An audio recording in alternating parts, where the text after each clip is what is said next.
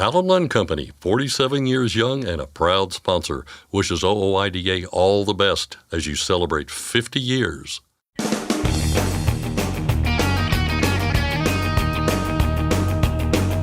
OOIDA, representing America's truckers since 1973, presents Landline Now with your host, Mark Redding. It's the birthday of legendary actor John Wayne, and this is Landline Now. June is shaping up to be a busy month for truck shows around the U.S. Landline Now's Ashley Blackford takes a look at the American Truck Historical Society's National Convention and Antique Truck Show, as well as SuperRigs, both of which are coming up in a couple of weeks. Blood pressure is an important part of checking your vital signs, one that can tell you a lot about your health. But for many Americans, it also represents a challenge. I'll get some insight into blood pressure, what it should be, and how to handle it from Dr. John McElligott of the St. Christopher Fund. And finally, by now, most people involved in trucking have heard of so-called nuclear verdicts. One recent case in that vein caught Marty Ellis' attention, just as it's caught the attention of people throughout the trucking industry. I'll talk with the man who drives the spirit of the American trucker. But first, today's headlines.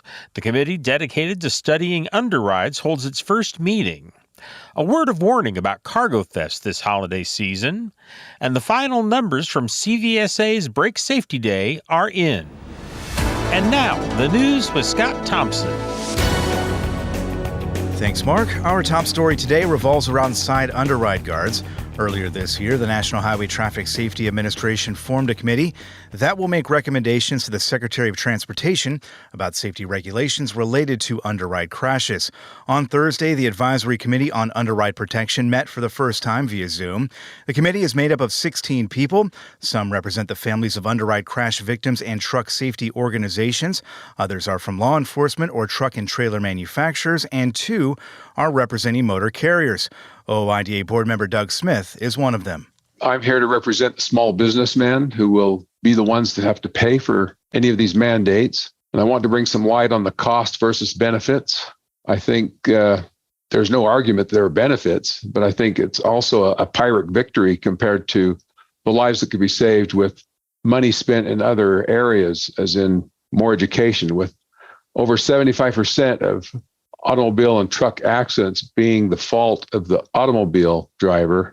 That looks like the obvious way or obvious place to be focusing our energies. NHTSA is publishing an advance notice of proposed rulemaking to consider requirements for side underride guards, which are designed to absorb energy and prevent a passenger vehicle from sliding under the trailer. In his comments, Smith laid out some initial problems he sees with the plan.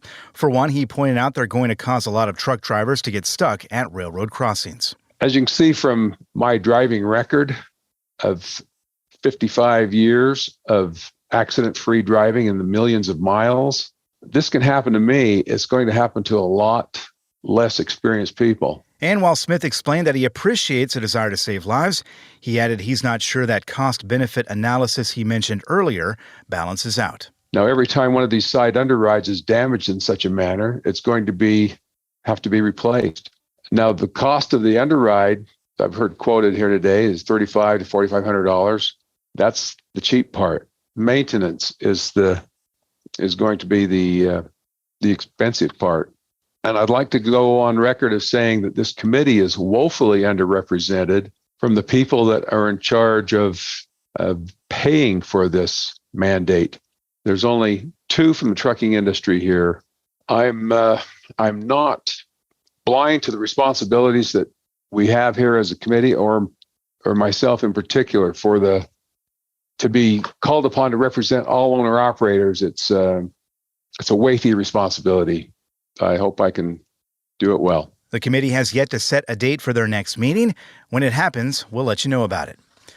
Several lawmakers are asking for the creation of a permanent task force to address the rise in supply chain thefts. In a letter to the USDOT's Inspector General Office, the group of senators and U.S. representatives expressed concerns about stolen truckloads and funding fraud schemes when truckers drop off their loads but do not get paid. The lawmakers said there are about 3,500 such schemes conducted each year. To push back, they're suggesting the creation of a task force that would investigate cases and refer them for prosecution. Meanwhile, cargo theft is on the rise. So far this year, CargoNet says there have been more than 900 reports of theft or fraud or other criminal activity within the supply chain. That's up 41% from last year. Keith Lewis, CargoNet's Vice President of Operations, says the numbers are likely to go up even more this weekend. The Memorial Day holiday weekend is typically hunting season for thieves. It's due to the unattended vehicles, people picking up loads, shippers wanting to get loads off their dock on Friday, and drivers not having a safe place to secure the loads over the weekend. I can't stress enough the problem of truck parking in the United States, secure truck parking, and that really doesn't fall back on the shoulders of the driver, but somehow it seems like it always falls back on the shoulders of the driver to find that secured parking spot. You'll have that freight that's sitting in unattended areas. Lewis says other scams are floating around as well. Friday is a big opportunity for fraud. Vetting somewhat, I wouldn't say goes by the wayside, but vetting sometimes on intermediaries, on brokers, becomes a little lax. We've got to get the freight moving. There's no drivers. We don't want to call the customer and give them the load back.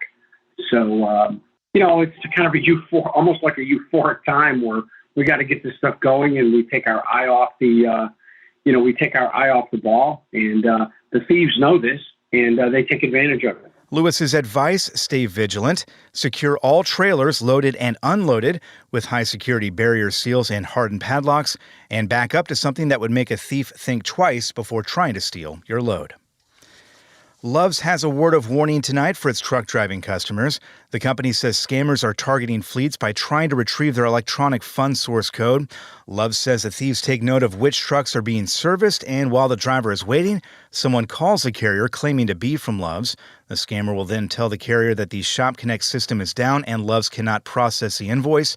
From there, the scammer will ask the carrier for its EFS code so they can issue a check for payment. That payment, of course, never comes. Love says it will never ask customers for their EFS code for that purpose and is reminding people to never disclose their code to anyone other than their own drivers. In an email to its partners, Delaware-based Trinity Logistics noted that even though Love's is the only truck stop to have reported the scam so far, it's quite possible it's happening at other truck stops and maintenance shops as well. The final numbers are in from CVSA's Brake Safety Day event. The Alliance says more than 6,800 vehicles were inspected during the unannounced inspection blitz that took place on April 19th. Nearly 89% of those vehicles passed inspection, but nearly 800 were placed out of service after brake-related critical vehicle inspection items were found. That's a higher compliance rate compared to last year, when more than 14% of the vehicles inspected were hit with critical violations. The number was 11% this year. Travelers on Interstate 15 in Utah should expect delays for much of the summer through Nephi. The Utah DOT is doing bridge and pavement work near the city south of Provo. Both directions of I-15 will be reduced to one lane 24 hours a day starting this coming Tuesday morning. UDOT is advising drivers to avoid travel during the heaviest traffic period from 1 p.m. to 7 p.m. each day and zipper merge when approaching the work zone. There had been some lane restrictions already in effect, but they've been lifted for the Memorial Day weekend. And finally, a couple of OOIDA members are getting kudos online after helping out an Ohio State trooper. In a Facebook post, the Ohio State Highway Patrol thanked Richard and Rachel Knoll for helping out Trooper Bailey alongside I-71 in Warren County. Trooper Bailey was outside his vehicle changing a flat tire when the Knolls passed by, saw what was happening, and pulled over to ask if he needed any help. The post included a picture of all three and ended with the hashtag #InThisTogether. That's Landline Now News for today, and I'm Scott Thompson. Thanks, Scott. You can look up reviews of doctors who perform DOT physicals at ooida.com. Under Resources, click on Certified Medical Examiner Review. Next, Ashley Blackford reports on upcoming truck shows, and I'll discuss blood pressure with Dr. John McElligott of the St. Christopher Fund.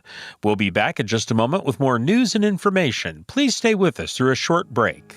I'm Mark Reddick, and this is Landline Now.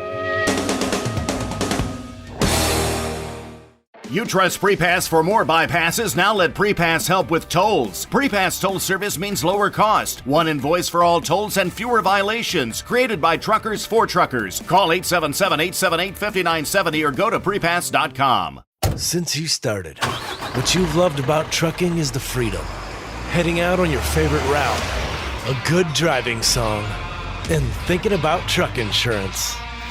Well, maybe not that last one. That's why we're here. At OOIDA, we have a full range of truck insurance products, expert advice, and great customer service, helping you get the right coverage for your operation. Go to OOIDA.com because your job is to drive. Our job is to help with everything else. Every make, every model, in every corner of the country. Technical smarts and quality parts. That's how we roll. Bring your rig into TA Truck Service. Landline Now, welcome back. June is shaping up to be a busy month in the truck show world. Shows are happening across the country every weekend throughout the month. On June 8th through the 10th, the American Truck Historical Society will host its annual national convention and truck show. To speak with me about that, David Schnauz joins me. He is the first vice president and convention committee chairman for ATHS.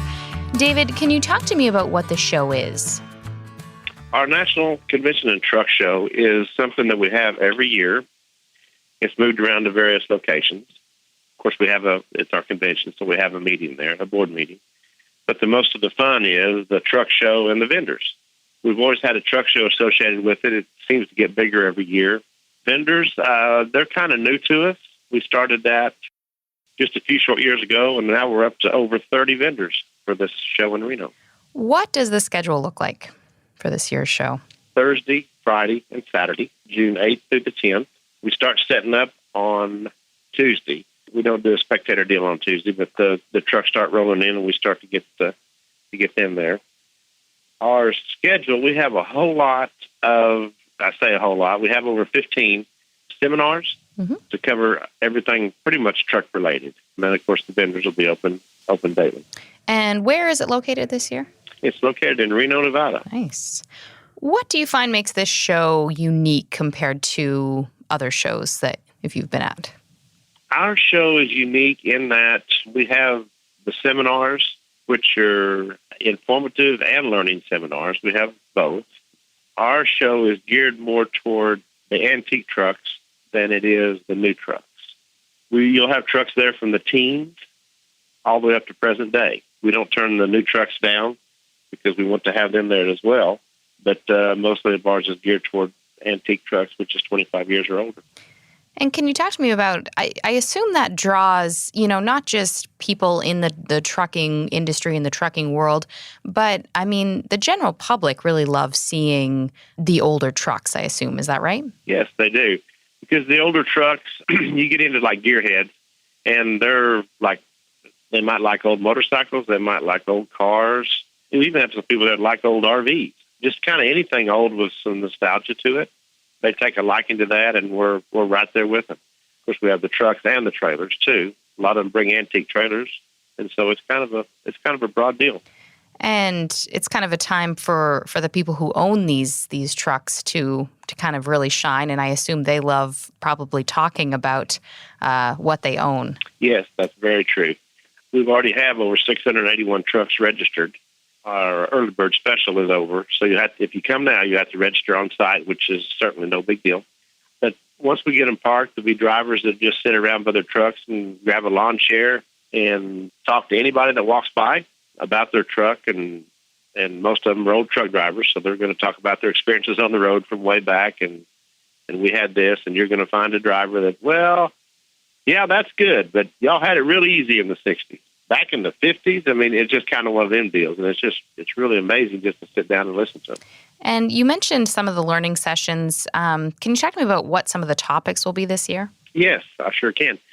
I'll just hit the high spots. On Thursday, we have Kenworth conventional models from 1940 to 1966 will be talked about, air system overview and troubleshooting, which is more of a learning seminar, which will cover anything from the air compressor all the way back to the back 30-30 brake chambers. Also, on Thursday, we're going to have a seminar about the Smoking the Bandit W900 truck. That's always interesting when we get a presentation in there from a movie truck or a show truck, something like that, television series. Friday, a couple of the same will be there again because most of these seminars are booked already. Of course, there'll be standing room, and then there'll be some people that don't show up. So don't be discouraged by that. If you hear something that interests you, please come. We've got some members flying in from Australia that's going to talk about Kenworth trucks and their role in Australia and talking about the Outback, and we're all familiar with the trucks out there with pulling 3 and 4 trailers and all that stuff. It's really crazy for us over here. Kenworth K100s. We got a presentation on that. We're really heavy on Kenworth this year. Like OIDA, they're a sponsor for us, and their 100th anniversary is this year. So since we're in Reno, not far from Kenworth, or from Seattle, where it all started in Washington State, but there'll be a big presence. So a lot of ours are geared toward that. And you mentioned OOIDA. They are sponsoring the casino night kickoff. Is that right? Yes, that is correct. That is Wednesday night, and we're certainly proud to have them as a sponsor. Marty will be there with the truck. We're really glad to have you all as a sponsor. And what do you look forward to most? I look forward to seeing the members and the friends that you've made over the years, because a lot of times this is the only time that we get to see them is the truck show. This is our big gathering. Our local chapters across the country have truck shows that they put on, which are fantastic all over the country, but they're not as attended, of course, as well as the national show. Most everybody tries to make it to the national show. The trucks, yeah, it's fun to see the trucks, but there's a good chance you saw that one last year. But it's always, a good opportunity to catch up with your buddy and see what's been going on the last year. Nice. If people want more information about the event, where can they go and get that? They can go to aths.org, and there's a little drop-down deal there with convention on it. Click on that, and that should tell you everything you know. June 8th, 9th, and 10th also marks the Shell Rotella SuperRigs Truck Show happening in Gillette, Wyoming. Heather Duffy joins me now. Heather, can you talk to me about the event? Yeah, so it's our 41st annual Shell Rotella SuperRigs. It'll be in Gillette, Wyoming. It's our first time going to Wyoming. We're really excited about that. It's right off of I-90 at the Camplex. It's a huge complex that's got RV sites, racetrack, rodeo, and then also a very large parking lot that we're going to be using for SuperRigs. I'm really excited to be there. And can you kind of go through a schedule of events of what people can expect? Sure. Yeah. So the SuperRigs is it's a truck beauty contest. So we start on Thursday and run through Saturday. It'll be June 8th through the 10th. Thursday night we'll start with a truck parade. So we'll have trucks line up and do a convoy parade through downtown Gillette, which is always exciting. It's so fun to see all the kids get excited about the big trucks and how pretty they are. We'll also on Friday we'll do our truck light show. So I don't know if you've ever seen a SuperRig, but they're pretty amazing with their lights. So once the sun goes down, we'll have everybody turn their lights on, and we'll have some live music from a group called the Pillage People. And then after that, we'll have a first ever Shell-sponsored drone show. So we're going to have a drone show with all kinds of different patterns and designs, and make it really fantastic. Cool. How many people are signed up so far to attend and to participate? Honestly, I'm not sure. I haven't seen the updated list yet of how many we've got pre-registered. Typically, we have anywhere from 100 to 120 trucks pre-registered, and usually about 75% of those actually show up. It's kind of like wedding night. Yes. But I think we're going to get some great participation from some new areas, since we're a little further west than we've been typically, and we're also close to Canada. So I'm hoping to see some really awesome Canadian trucks show up as well. And can you talk to me about how you mentioned, how much the kids love seeing these trucks? Can you talk to me about how this event really isn't just for people in the trucking industry or truck drivers? It really attracts everyone because these things are so incredible to see. Yeah, of course.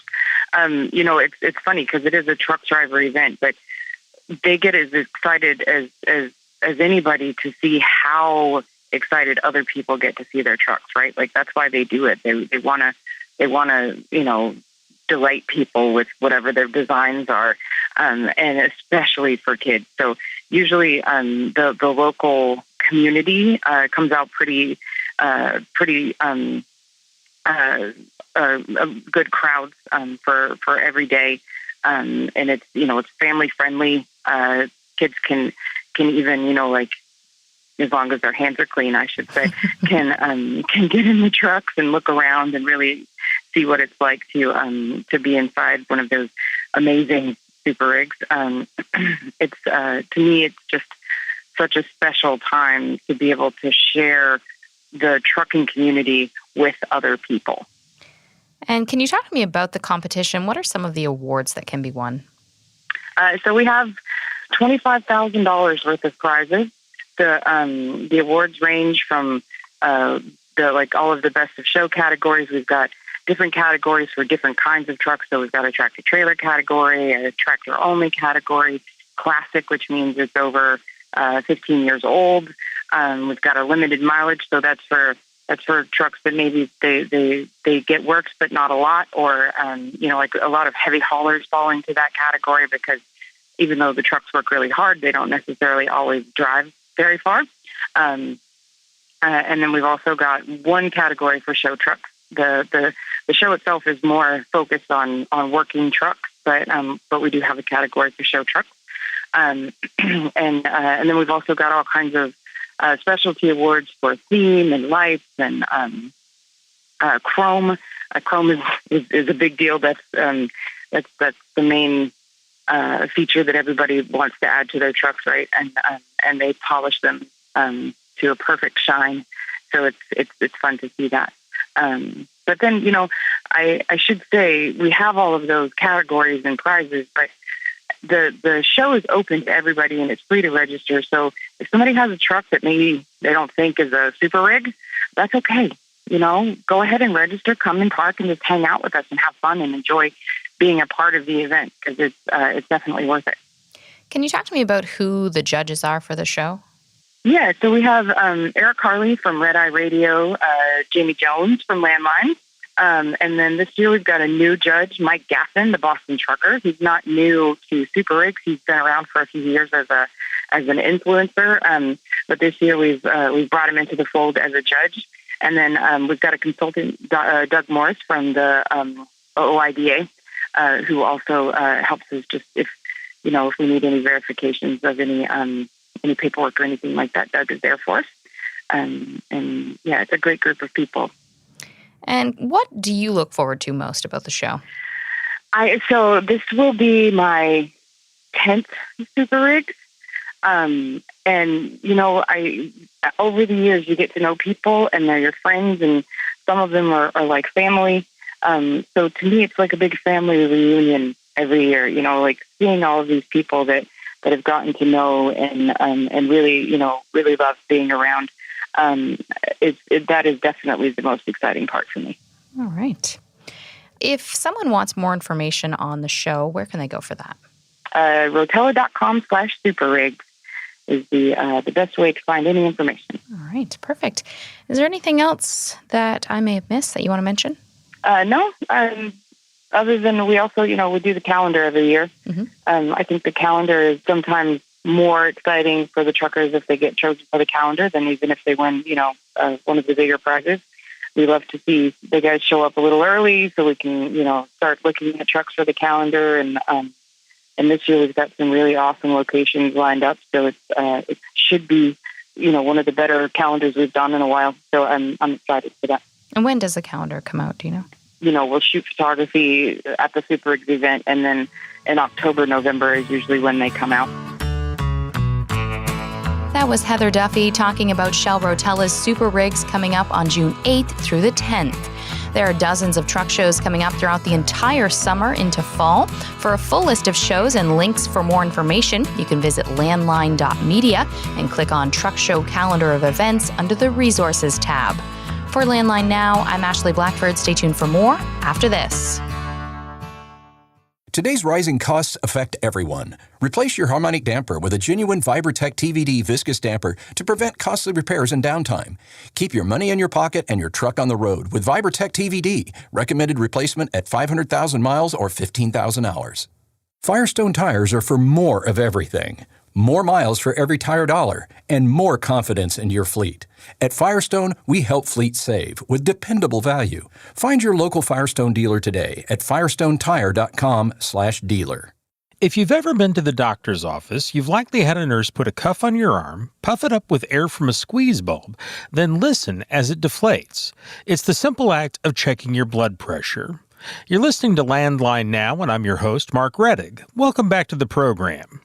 Blood pressure is an important part of checking your vital signs, one that can tell you a lot about your health.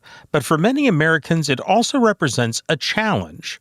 That challenge comes in the form of trying to keep those numbers down to a level that's compatible with continued good health, and it's not an easy process. To get some insight into blood pressure, what it should be, and how to handle it, I called Dr. John McElligott of the St. Christopher Fund. Doctor, my eyes have seen the years and the slow parade of fears without crying. Now I want to understand. Well, Doc, let's start with, what is high blood pressure? What's normal? What's high? What sort of readings should you be looking at here?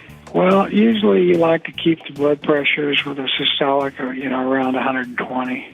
And you definitely want to keep it under 130 units for sure.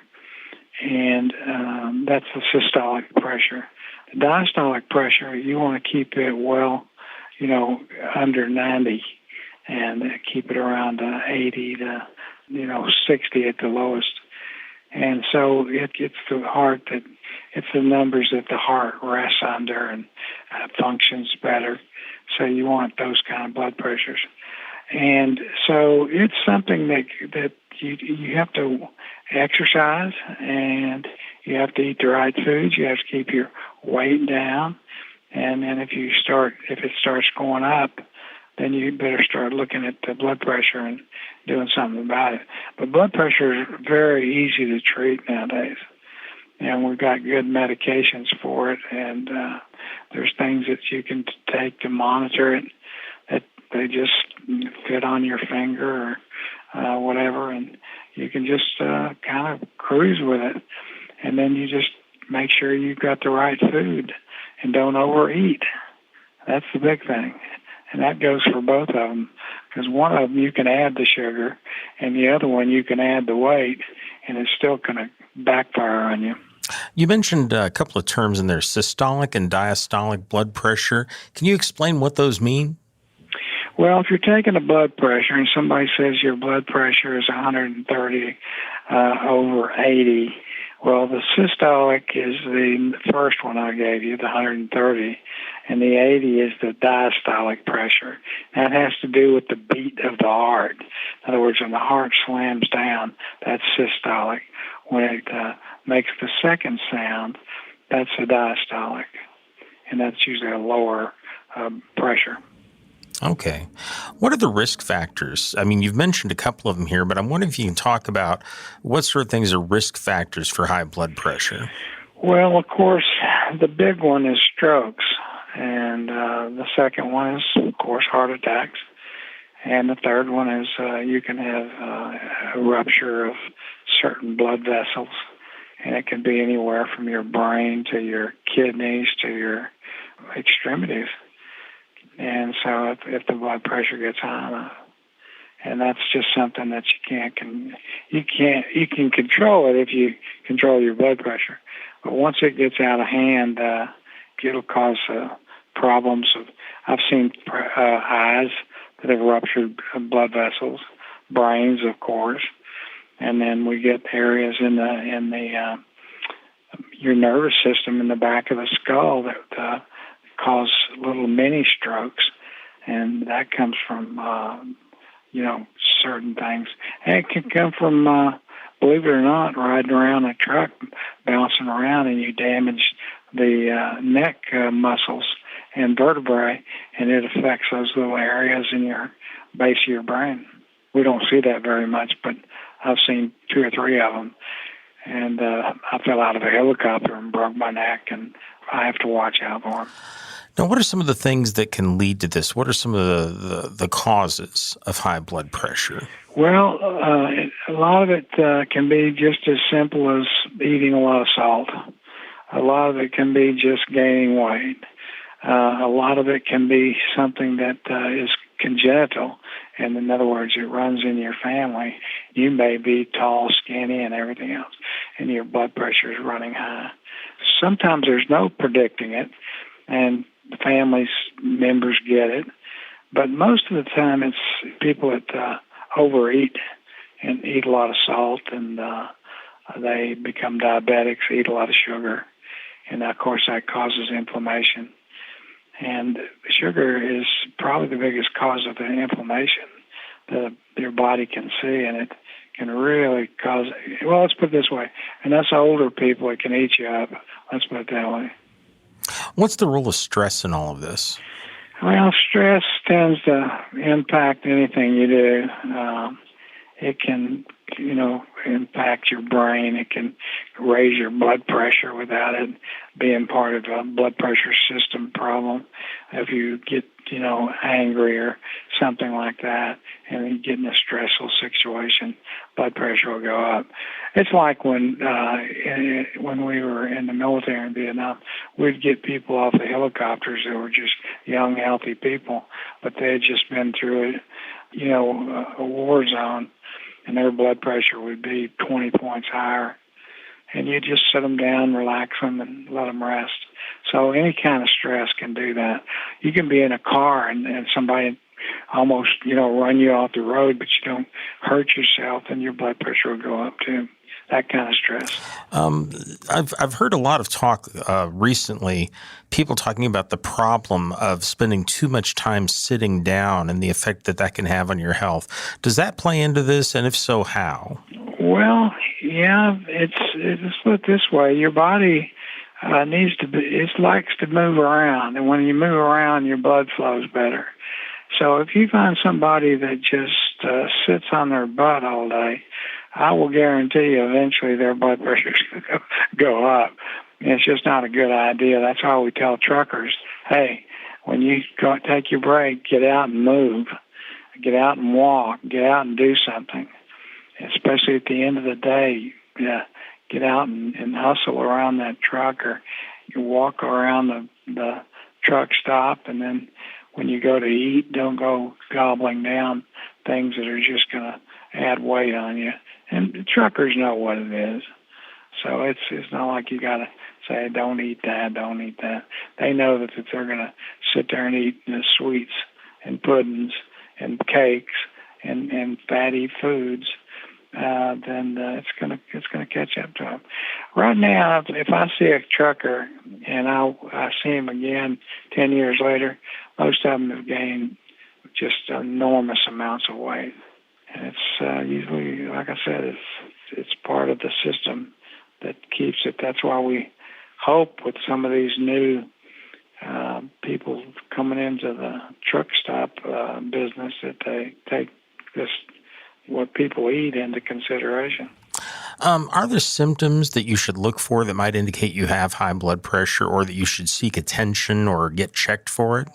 Yeah. The big thing is a headache and blurred vision. You can hear a kind of a pounding in your chest sometimes. And then some people start urinating a lot. Who should get checked overall? I mean, who are the groups that should look at this? Basically, if you look at family history, if people, have it in the family, and it runs in the family, everybody's got high blood pressure. But if you're looking at groups of people, I would venture to say you'll find it in males more than females. So, and it can run with age. So as you get older, you might get it. For instance, I didn't have to take blood pressure medicine until one day I was sitting around and I had just turned 77, and I got this screaming headache. And so first thing I did was I took out my blood pressure cuff, which is a automatic. I put it on my arm, hit it, and my blood pressure was off the wall. I mean, it was like 168 over 128. And so I called my cardiologist, and I said, I need to do something about this. He said, go pick this up. I did. I took one pill, and within an hour, my blood pressure was normal. Wow. and we use it just a lot. It's a great medication, and it's used in the ERs a lot because it brings your blood pressure down fast. But if you go to doctors' offices, they like to prescribe the high-end stuff that, that's not like this other stuff. This other stuff's nice, inexpensive. We use it for truckers all the time. Hey, you mentioned in there checking your blood pressure, and I know that they've got the arm blood pressure checkers that are much more like the ones you would see at a doctor's office. They also have these ones on the wrist. Which ones are good for you to use or to buy and have yourself to check your blood pressure, and why are those good or bad? Well, the ones that you put on the arm, if you're doing it yourself, you may get not really good blood pressures because somebody else has to take it, okay, if it's going on your arm. If you get the ones that go around your wrist and stuff like that, now that's what I have. And I lay my wrist out there, I hit a little button, it puffs it up and gives me the blood pressure.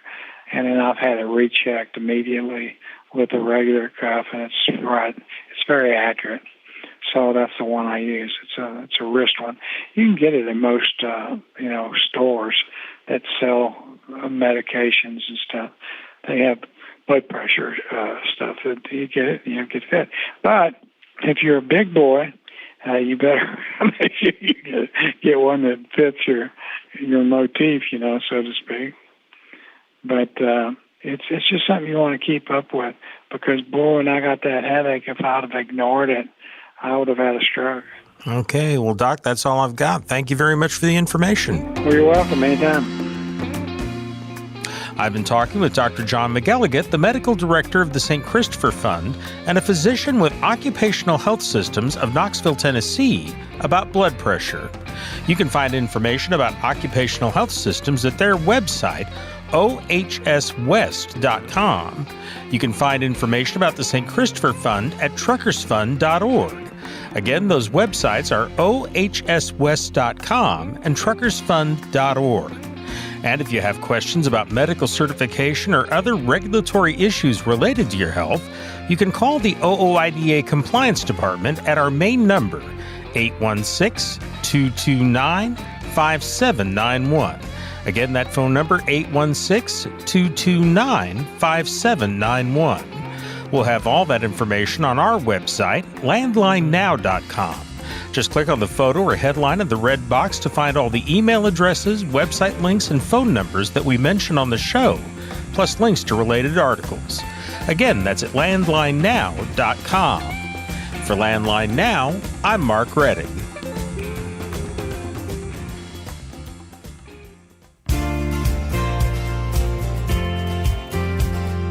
A few quick reminders. The Federal Motor Carrier Safety Administration is launching a crackdown on moving scams.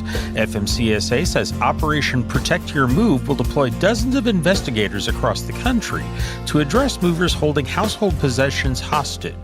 Licenses of movers and brokers could be revoked, and criminal charges could also be possible. OOIDA has issued a nationwide call to action over 2 bills in Congress dedicated solely to truck parking.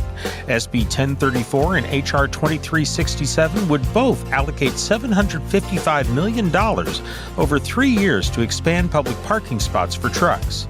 The association urges members to contact their representatives in Washington, D.C. about those bills. And Virginia's new Move Over law goes into effect on July 1st. We'll be back in just a moment with more news and information. I'm Mark Rettig, and this is Landline Now.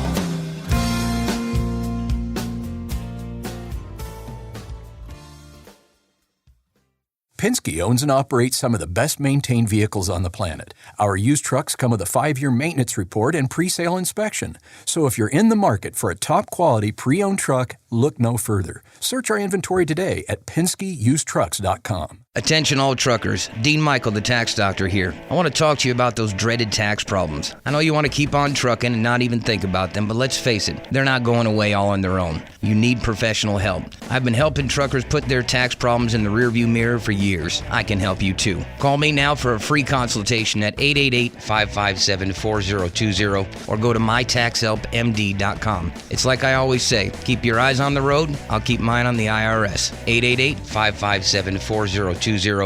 It's tested and proven. Burn 2.1% less fuel when you balance all wheel ends with Centromatic. Call 800-523-8473 to get the OOIDA discount. Landline now. Welcome back. Every week we check in with Marty Ellis, who drives OOIDA's tour truck, The Spirit of the American Trucker. By now, most people involved in trucking have heard of so-called nuclear verdicts, court cases that result in multi-million-dollar judgments against trucking companies in cases of injury or death. One recent case in that vein caught Marty's attention, just as it's caught the attention of people throughout the trucking industry.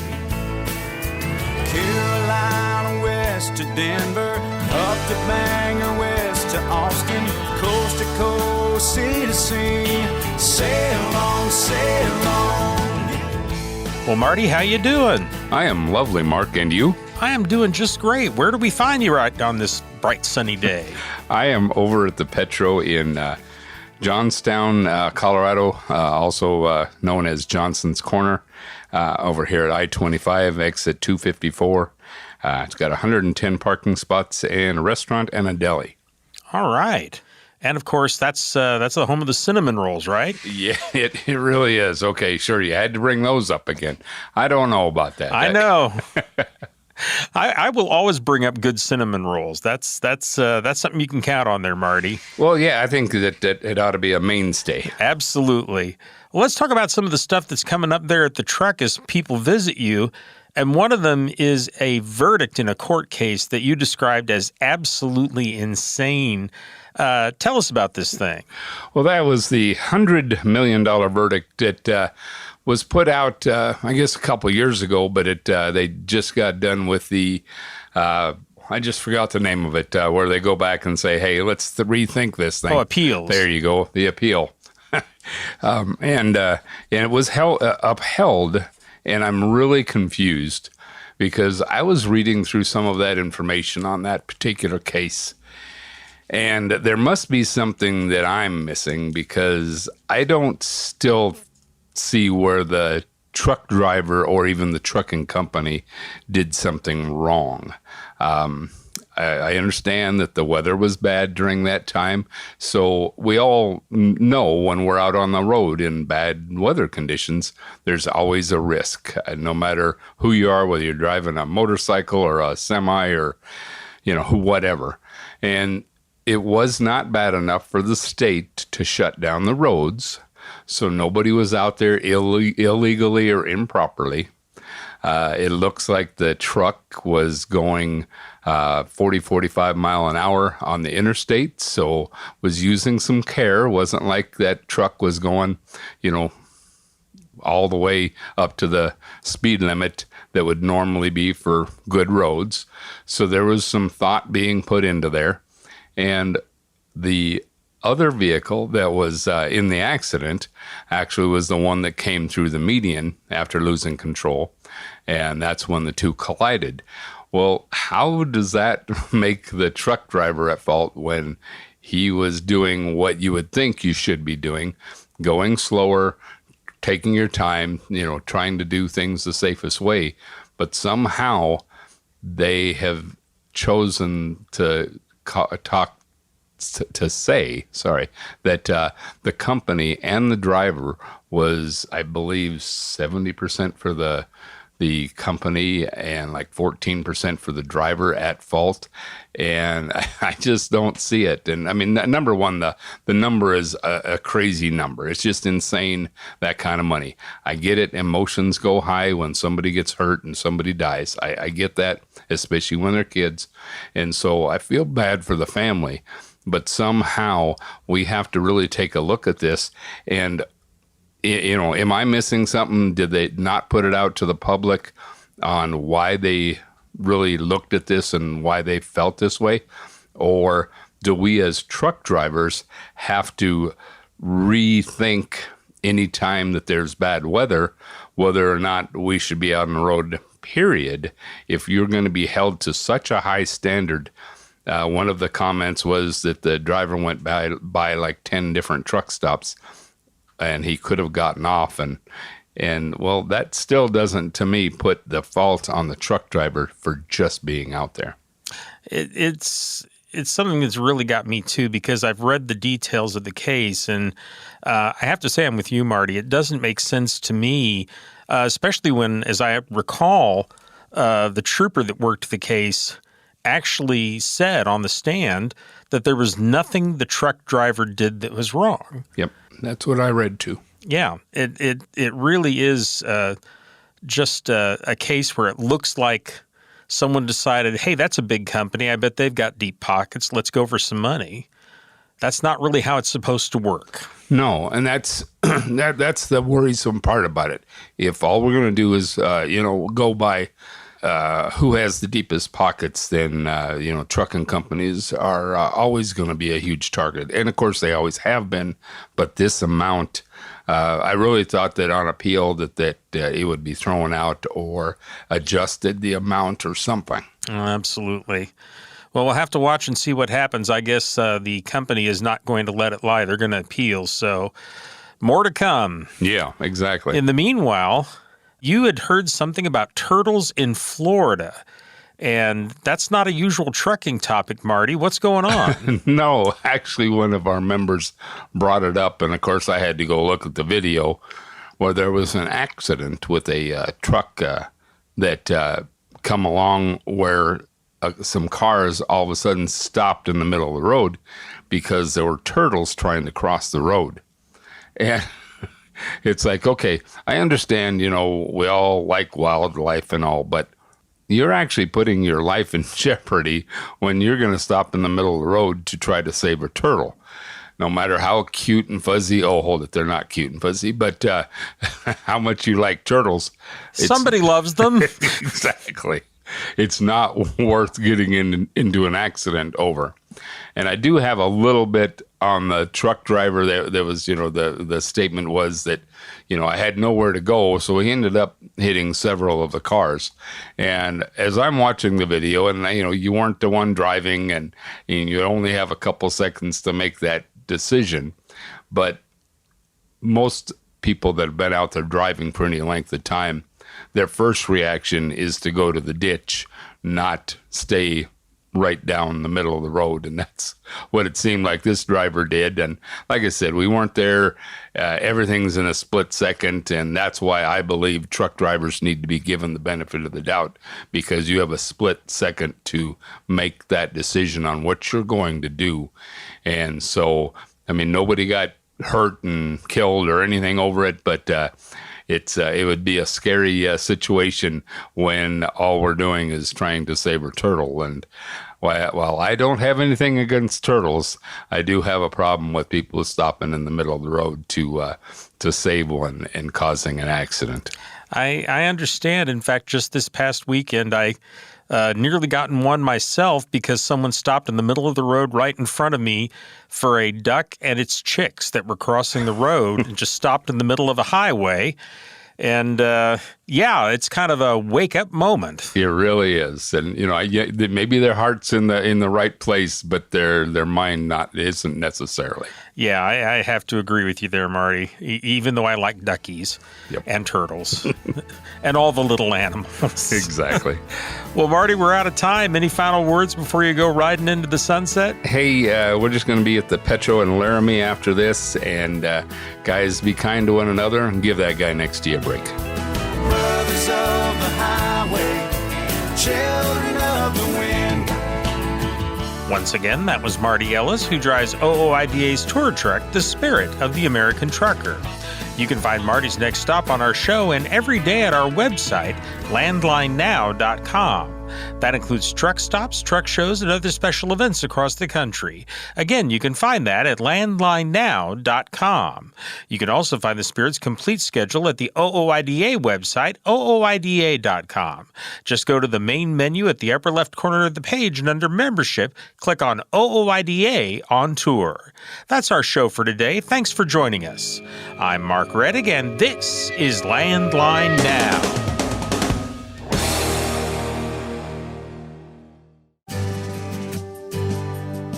I'm a dad, a son, a husband, wife. I'm a writer, photographer. I farm. I'm a veteran. I love old cars, fishing, My kids. Chrome. And I am a professional truck driver. And together, we are OOIDA. OOIDA was founded by truckers to stand up and speak on behalf of truckers. We've done that by combining the individual voices of our members into a single, powerful voice. Protecting your interests, defending your rights. Join us. Make your voice heard. Join OOIDA, the Owner-Operator Independent Drivers Association. Call 1-800-444-5791 or visit ooida.com.